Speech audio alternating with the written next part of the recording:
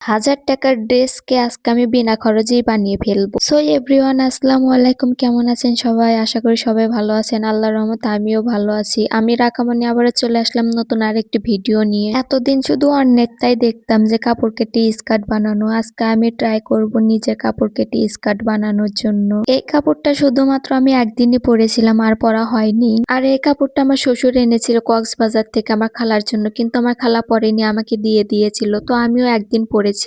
অনেকেই দেখি যে কাপড় কেটে স্কার্ট বানায়, তো ওদের দেখে আমারও শখ হলো যে আমিও একটা স্কার্ট বানাই। তো যেভাবে সেই কাজ আমিও শুরু করে দিলাম কাটাকাটি। আমি এখানে আঁচলের কাপড়টাকে দিয়ে হাতা বানাবো, সেজন্য আলাদা করে কেটে নিচ্ছি। আর আমার মনে হচ্ছিল যে আঁচলের কাপড়টাকে দিয়ে হাতা বানালে আরো বেশি গর্জিয়াস লাগবে। তো আমি যেভাবে ভেবেছিলাম তার থেকে আরো বেশি ভালো হয়েছিল। তো হাতার কাপড়ের যে একটু পার্ট ছিল সেটা কিন্তু আমি কাটিনি, ওটা রেখে দিয়েছিলাম আর একটু ভালো দেখানোর জন্য।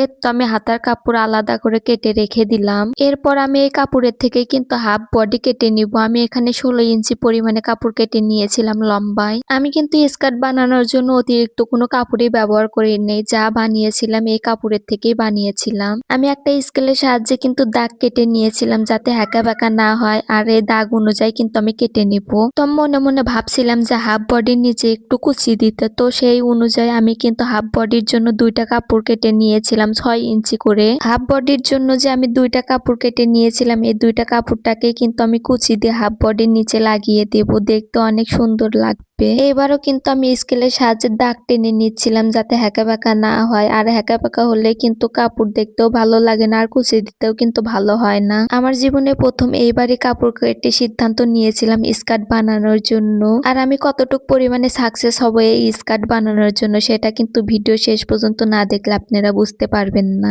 স্কার্ট বানানোর জন্য কিন্তু নিচের পাটের আমি কোনো কাটাকাটি করিনি, শুধু উপরে পাটের জন্যই একটু কাটাকাটি করেছিলাম। আমি আমার বডির মাপ অনুযায়ী উপরে কাপড়টাকে কেটে নেব।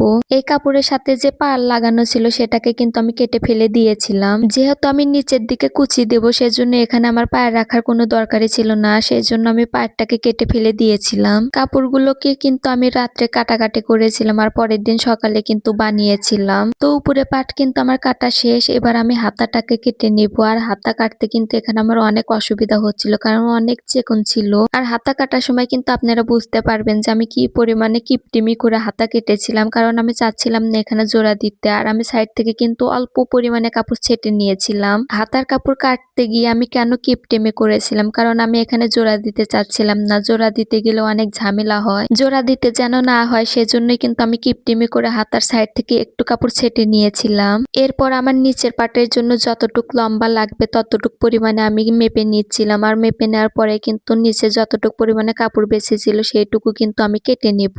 মেপে নেওয়ার পরে যেটুকু পরিমাণে কাপড় বেঁচেছিল সেই কাপড়টাকে কিন্তু আমি ফেলে দেব না। এই কাপড়টার সাথে কিন্তু পাড় ছিল, আর এই পাড়টাকে কিন্তু আমি কাজে লাগাবো। আমার কাপড়ে যেহেতু দুই পাশে পাড় ছিল, তো আমি এক পাশের পাড়টাকে কেটে নিয়েছিলাম আর এক পাশের পাড়টাকে কিন্তু রেখে দিয়েছিলাম। আর এক পাশের পাড়টা যে রেখে দিয়েছিলাম ওটা কিন্তু নিচের দিকে রাখবো। অন্যদিকে কেটে রাখা পাড়টাকে কিন্তু আমি ওই পাড়ের সাথে জোড়া লাগিয়ে দিব, তাতে কিন্তু আর একটু মোটা হয়ে যাবে পাড়টা, দেখতেও সুন্দর লাগবে স্কার্ট।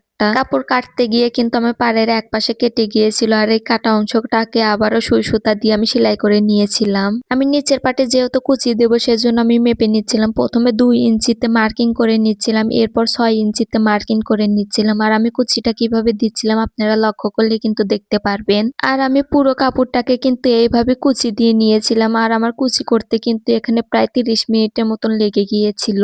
এইভাবে কুচি দেওয়ার পরে কিন্তু আবারও আমি আয়রন করে নিয়েছিলাম যাতে আমার সেলাই করতে সুবিধা হয়। এত কষ্ট করে বানাচ্ছি ঠিক আছে, কিন্তু কবে যে পরতে পারবো সেটা শুধুমাত্র আল্লাহ জানে, কারণ গ্রাম অঞ্চলে কিন্তু এইসব ধরনের কাপড় চোপড় পরলে কিন্তু অনেকে মাইন্ড করে। যাই হোক, পরতে না পারলাম কিন্তু বানাতে পেরেছি, এটাই অনেক বেশি আনন্দের। এটাই হলো ফাইনাল লুক কুচি দেওয়ার পরে। আর এটা হলো আমার পরের দিন সকালবেলা করার ভিডিও। সংসারের সকল কাজ সেরে তারপরে এসেছিলাম বানাতে। আর এসব কমপ্লিট করতে কিন্তু আমার প্রায় সন্ধ্যা হয়ে গিয়েছিল। অনেকে আবার ভাবতে পারে যে 20 মিনিটের কাজ আবার নাকি সন্ধ্যা হয়ে যায়। আরে ভাই সংসারে অনেক কাজ করতে হয় আমাদেরকে। সবসময় মেশিনে বসে থাকলে হয় না। আমার ক্ষেত্রে যা হয় আমি মেশিনে হয়তো কাজ করি ৫ মিনিটের আবার বাহিরে যা কাজ করি ১০ মিনিটের। এইজন্যই কিন্তু আমার সন্ধ্যা হয়ে গিয়েছিল বানাতে। হাতার ডিজাইন করার জন্য কিন্তু আমি একটু রাবার লাগিয়ে নিয়েছিলাম আর এতে কিন্তু আরো সুন্দর লাগছিল জামা বানানোর পরে। উপরের পাটে কুচি দেওয়ার জন্য যে কাপড়গুলো আমি কেটে নিয়েছিলাম সেই কাপড়গুলোকে নিচের দিকে চিকন করে সেলাই করে নিয়েছিলাম। এরপর কুচি দিয়ে দিয়েছিলাম।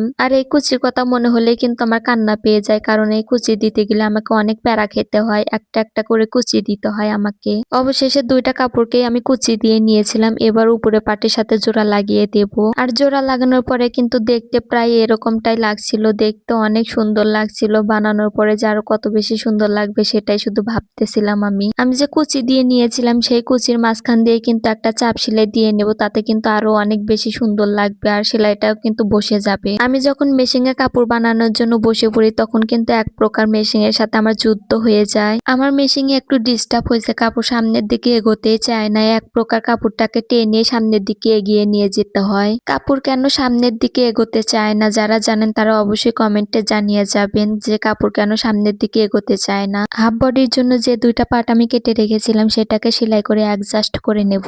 আমি কিন্তু অফ ক্যামেরায় জামাটার গলা সেলাই করে নিয়েছিলাম আর দেখতে কিন্তু এমনটা হয়েছিল। আর অফ ক্যামেরায় কিন্তু জামার হাতাটাকেও লাগিয়ে নিয়েছিলাম। আর লাগানোর পরে কিন্তু আমার জামাটার ফাইনাল লুক এটা ছিল। আমি যে এক্সট্রা করে পাড়টাকে কেটে রেখেছিলাম সেটা কিন্তু আরেকটা পাড়ের সাথে জোড়া দেওয়ার পরে কিন্তু এরকম দেখতে হয়েছিল। কুচিগুলো কিন্তু আমি অনেক বড় বড় করে দিয়েছিলাম, যেহেতু কাপড় অনেক ছিল সেজন্য কুচিগুলো দেখতে অনেক সুন্দর হয়েছিল। আর এটাই ছিল আমার কুচি দেওয়ার পরে ফাইনাল লুক স্কার্টে। আর আমি যে নিচের পাড়টাকে জোড়া দিয়েছিলাম তারপর কিন্তু এত মোটা হয়ে গিয়েছিল নিচের পাড়টা। আমার কিন্তু এখানে অনেক বড় ভুল হয়ে গিয়েছিল। আমার কিন্তু মনেই ছিল না যে কুচি দেওয়ার পরে এখানে কিন্তু বেল লাগাতে হবে। আর বেল লাগানোর জন্য কিন্তু এক্সট্রা করে আমি কোনো কাপড়ই কাটিনি। ভাগ্যিস হাতা কাটার সময় আমার যে পাড়ের মতন একটা কাপড় ছিল সেটাকে কেটে ফেলে দিয়েছিলাম। সেই কাপড়টাকে আমি এখন কাজে লাগাবো। কাপড়টাকে একটু কেটে আমি সাইজ করে নিয়েছিলাম। এরপর বেল লাগানোর জন্য জোড়া দিয়ে দিচ্ছিলাম। আর এখানটায় আমাকে এত পরিমাণে শক্তি খরচ করতে হয়েছিল সেটা আপনারা আমাকে দেখলেই বুঝতে পারবেন, কারণ আমি আগেই বলেছিলাম যে আমার মেশিনে কিন্তু একটু ডিস্টার্ব, কাপড় সামনের দিকে এগোতে চায় না। অনেক জোরাজোরি করার পরে কিন্তু শেষমেশ আমি বেলটাকে লাগিয়ে নিয়েছিলাম।